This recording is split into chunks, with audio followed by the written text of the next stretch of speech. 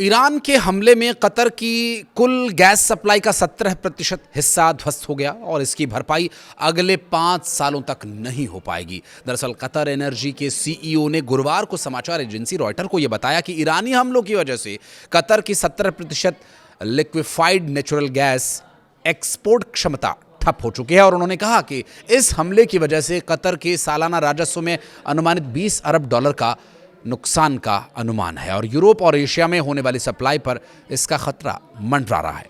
नमस्कार, मैं हूं आशीष त्रिपाठी आपके साथ। और जिस तरह ईरान ने लगातार पलटवार किया और जो हाल ही में सामने आ रही खबरें हैं उससे जाहिर है कि देश भर ही नहीं बल्कि दुनिया भर के अलग अलग हिस्सों से इस युद्ध को रोके जाने की मांग उठ रही है, चाहे वो सऊदी अरब हो, कतर या फिर उन जगहों से जहां पर कि इस हमले की पूरी प्लानिंग हो रही है। इस हमले को पूरी तरह से एग्जीक्यूट किया जा रहा है ईरान पर, क्योंकि अमेरिका में ही कई लोग इसके खिलाफ अब उठ खड़े हुए हैं और वो इस बात का विरोध कर रहे हैं।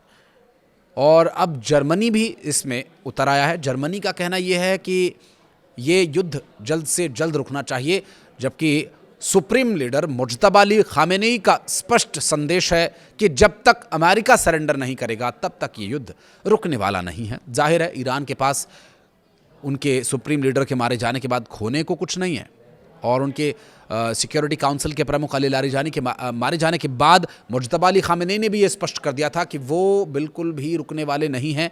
मुज्तबा अली खामेनेई की हत्या का न सिर्फ बदला लिया जाएगा बल्कि और हमले तेज़ किए जाएंगे।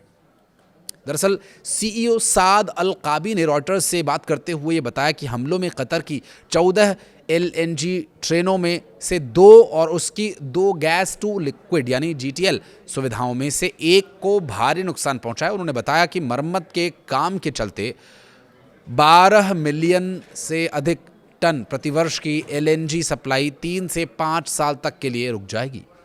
काबी ने एक इंटरव्यू में कहा कि मैंने अपने सपने में भी कभी नहीं सोचा था कि कतर और ये पूरा इलाका इस तरह के हमले का शिकार होगा, और ख़ास करके माह रमज़ान में एक भाईचारे वाले मुस्लिम देश की तरफ से जो हम पर इस तरह हमला किया गया है। ईरान ने कतर की गैस फैसिलिटीज़ पर तब हमला किया जब इजराइल ने ईरान के गैस इंफ्रास्ट्रक्चर पर हमला किया था। ईरान ने इजरायली हमले के जवाब में खाड़ी के तेल और गैस ठिकानों पर कई हमले किए। हालांकि अमेरिका ने ईरानी गैस प्लांट पर हुए हमले में अपनी जिम्मेदारी होने से इनकार कर दिया, लेकिन रिपोर्ट्स ये बताती हैं कि इजरायल और अमेरिका ने सहमति से ईरान के गैस इंफ्रास्ट्रक्चर पर हमला किया था। पश्चिम एशिया में जारी युद्ध के बीच अमेरिका ने ईरान के साथ चल रहे संघर्ष के लिए $200 अरब की भारी भरकम फंडिंग की भी मांग की है। और अमेरिकी रक्षा मंत्री पीट हेग्सेथ ने कहा कि बुरे लोगों को खत्म करने के लिए पैसे की जरूरत होती है। पेंटागन की ओर से यह अनुरोध ऐसे समय पर आया जब ईरान ने अमेरिकी वायुसेना के एक F-35 लड़ाकू विमान को युद्ध के दौरान मार गिराया। जबकि इस बीच अमेरिका के प्रेसिडेंट डोनाल्ड ट्रंप ने ईरान के साथ युद्ध में सेना के इस्तेमाल पर भी बड़ा बयान दिया।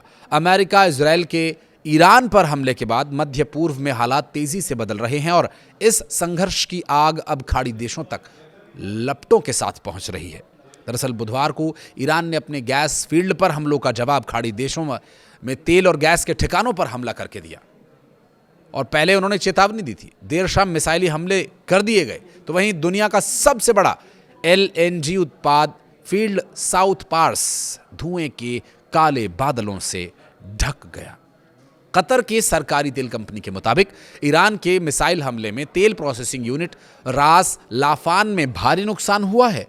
ईरान के ऊपर मिशन पूरा करने के बाद अमेरिका का अत्याधुनिक लड़ाकू F-35 विमान अचानक इमरजेंसी लैंडिंग उसकी करानी पड़ी। हालांकि विमान के पायलट सुरक्षित बताए जा रहे हैं, लेकिन इस घटना ने कई तरह के सवाल खड़े कर दिए हैं। सवाल ये कि अमेरिकी सेंट्रल कमांड के मुताबिक ये जो लड़ाकू विमान ईरान के ऊपर कॉम्बैट मिशन पूरा करने के बाद मिडिल ईस्ट में स्थित एक अमेरिकी बेस पर लौट रहा था, वो सुरक्षित उतरा और घटना के बाद तुरंत जांच की शुरुआत की गई। आखिर तकनीकी या अन्य समस्या क्या थी, ये उनकी तरफ से बयान है। जबकि जो इस पूरे मामले में दावे किए जा रहे हैं वो ये कि इसे ईरान ने ही हमला करके मार गिराया और उसे टारगेट करके ध्वस्त करने का प्रयास किया गया था, जिसमें काफ़ी हद तक सफलता भी मिल गई थी। हालांकि अब जो वर्तमान स्थिति है पूरी दुनिया में गैस और तेल के संकट के साथ साथ अब इंटरनेट भी ठप पड़ सकता है। क्या इंटरनेट के लिए लोगों को जूझना पड़ सकता है, और इंटरनेट पर कैसे ये ईरान, इजराइल, अमेरिका का युद्ध खतरा बना हुआ है, इस पर एक और नया वीडियो आपके लिए लेकर आएंगे। इस वीडियो के बारे में कुछ कहना चाहें तो बताइएगा, और वीडियो को यहाँ तक देखने के लिए बहुत धन्यवाद।